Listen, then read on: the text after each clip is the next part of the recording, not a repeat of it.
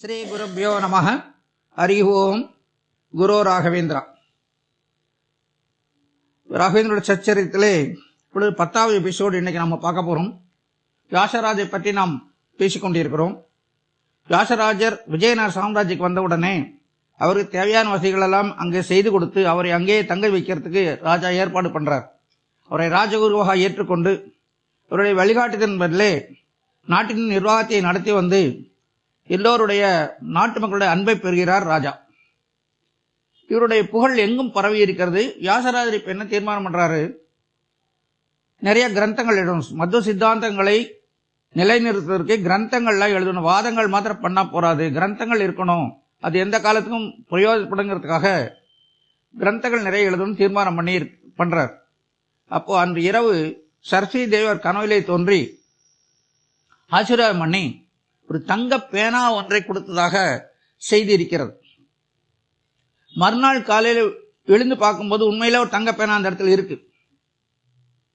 அங்க தங்க பேனாவை கொண்டுதான் வியாசராஜர் எல்லா கிரந்தங்களும் எழுதினார் என்று சொல்லப்படுகிறது. இது இந்த மாதிரி நிறைய அவர் எழுதின முக்கியமான வியாசராஜர் நிறைய கிரந்தங்கள் இருந்தார் கூட வியாசத்திரம் என்று ஒரு 3 கிரந்தங்கள் ரொம்ப புகழ்பெற்று விளங்கின. ஒன்று தாற்பரிய சந்திரிகா, இன்னொன்று நியாயாமிர்தம், இன்னொன்று தர்க்க தாண்டவம். இந்த 3மே வியாசராஜருடைய உயர்ந்த கிரந்தங்கள், எல்லாராலும் போற்றப்படக்கூடிய கிரந்தங்கள், வியாசத்திரம் என்று புகழ்கிறார்கள். இதெல்லாம் பார்த்த உடனே இவரை பார்த்து பொறாமப்படுறவங்க நிறைய பேர் இருப்பாங்க இல்லையா? அதனால அவங்கெல்லாம் என்ன பண்றாங்க, இந்த 3 நூல்களையும் கண்டனம் எழுதி ஒரு நூல் எழுதி அனுப்புறாங்க ராஜாக்கு. வேறு ஒருத்தர் மூலமா கொடுத்து அனுப்புறாங்க விஜயநகர சாம்ராஜ்யத்துக்கு. அந்த நூல் வந்த உடனே அந்த ராஜா வந்து வியாசராஜர்கிட்ட கொடுக்கிறார். வியாசராஜர் அதை பார்த்துட்டு உடனே அப்பவே அதுக்கு அந்த கண்டன நூலுக்கு மறுபடியும் ஒரு கண்டனம் எழுதி அதெல்லாம் தவறு என்பதை நிலைநிறுத்தி ஒரு நூல் எழுதி அனுப்புறார். அதுக்கப்புறம் அவங்ககிட்ட இருந்து பேச்சு மூச்சே இல்லை, எல்லாம் அடங்கி போயிட்டாங்க. இருந்தாலும் இன்னும் ஒரு குழு இவர்கள் பொறாமை கொண்டவர்கள், கலிங்க தேசம் மாளவ தேசத்தில் இருக்கக்கூடிய பண்டிதர்கள்லாம் ஒன்று சேர்ந்து எப்படியானும் வியாசராஜரை வென்றுவிட வேண்டும், வாதத்திலே அவர் வென்றுவிட வேண்டும், அவருக்கு புகழுக்கு நம்ம களங்கம் கற்பிக்க வேண்டும் என்ற ஒரு எண்ணத்தோடு ஒரு குரூப்பா எல்லாரும் வராங்க. அதுல கலிங்க தேசத்தை சேர்ந்த பசவபட்டர் என்பவர் தலைமையில் வரார். பசவபட்டர் வந்து மிகப்பெரிய கல்விமான், நிறைய படிச்சிருக்காரு, நிறைய வாதங்களை ஜெயிச்சிருக்காரு. அவர் இதுவரை தோத்து போனதே கிடையாது அவர் லைஃப்ல. ஸோ எல்லாரும் என்ன, பசவபட்டர் வர்றதுனால இவரை யாரும் எப்படியும் வியாசராஜத்தோட நம்ம வென்று விட முடியும் என்று சொல்லி ஒரு ஆணவத்தோடு ஒரு பெரிய குரூப்பே வருது. பெரிய ஆடம்பரமான பண்றாங்க. அவர்கள் பெற்று வந்த பட்டங்கள், விருதுகள் எல்லாத்தையும் எடுத்துட்டு வந்து விஜயநகர சாம்ராஜ்யத்தில் அரண்மனைக்கு வந்து அரண்மனையில வாசல்ல இருக்கக்கூடிய அந்த தூண்களை எல்லாம் அவர்கள் பெற்ற விருதுகள் பட்டங்களை எல்லாம் கட்டி வச்சுட்டு உள்ள போறாங்க. உடனே ராஜாட்ட வந்து நாங்க வந்து வியாசரோட வாதம் செய்ய வந்திருக்கிறோம், அவரோட கண்டிப்பா நாங்க வாதம் பண்ணோம், நாங்க ஜெயிக்க போறோம் அப்படின்னு சொல்றாங்க.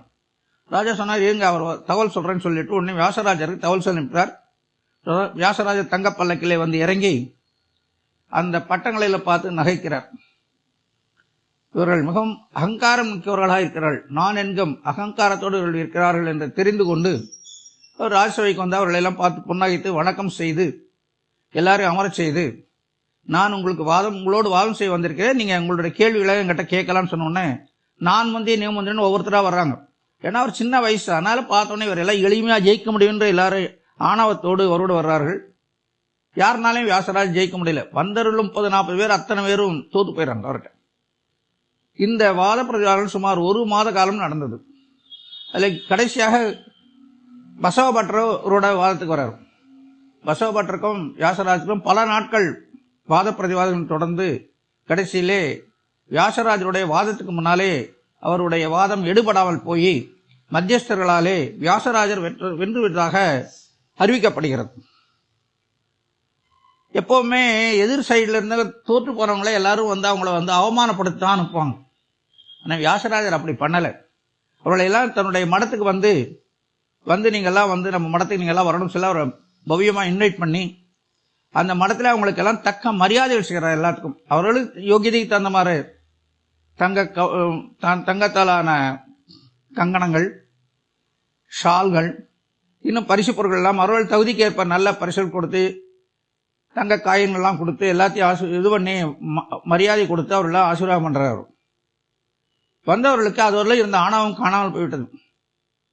இவ்வளவு பெரிய மகாத்மாவா இருக்காரு, நமக்கெல்லாம் இவ்வளவு தூரம் மரியாதை பண்ணியிருக்காருன்னு சொல்லி அவங்கள நெகிழ்ந்து போகிறார்கள்.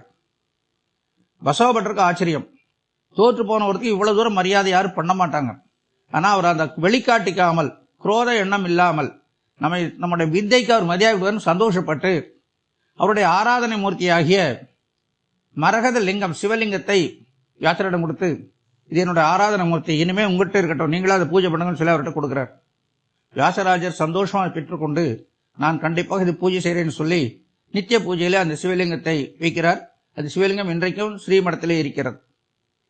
இப்படி இவருடைய வாத பிரதிவாதங்கள்லாம் நடந்து கொண்டிருக்கிறது. கிரந்த ஏற்றுதெல்லாம் நடந்துட்டு இருக்கு. அப்போ நித்தியம் வியாசராஜ் அந்த சக்கர தீர்த்தத்திலே போய் குளிப்பார். சக்கர தீர்த்தம் ரொம்ப புனிதமான இடம். அந்த இடம் துங்கபத்ரா நதியை ஓடிட்டு இருக்கிறது.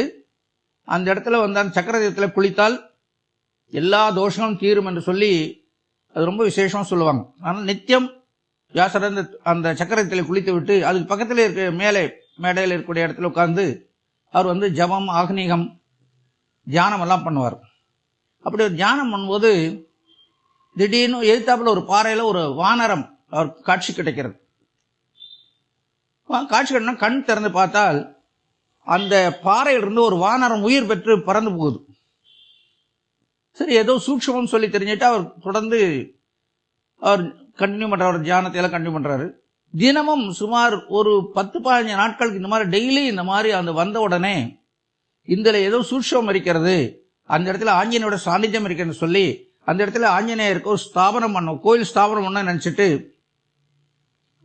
அந்த பாறையிலே ஆஞ்சநேயருடைய உருவத்தை கரிக்கட்டியினால், அங்காரத்தினாலே வரைகிறார். அது வரைஞ்சு முழுமை பெற்ற உடனே அந்த சிற்பம் உயிர் பெற்று பறந்து போயிடும். ஆஞ்சநேயர் பறந்து போயிடுவார்.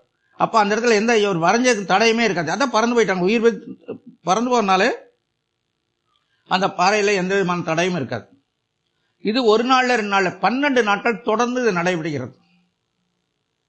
இறைவன் ஏதோ சூட்சுமா சொல்றான் புரிந்து கொண்டு மறுநாள் வியாசராஜர் என்ன பண்றாருன்னா ஒரு ஷட்கோணம் யந்திரம் வரைந்து அதுக்குள்ள ஆஞ்சநேயரை வரைகிறார்.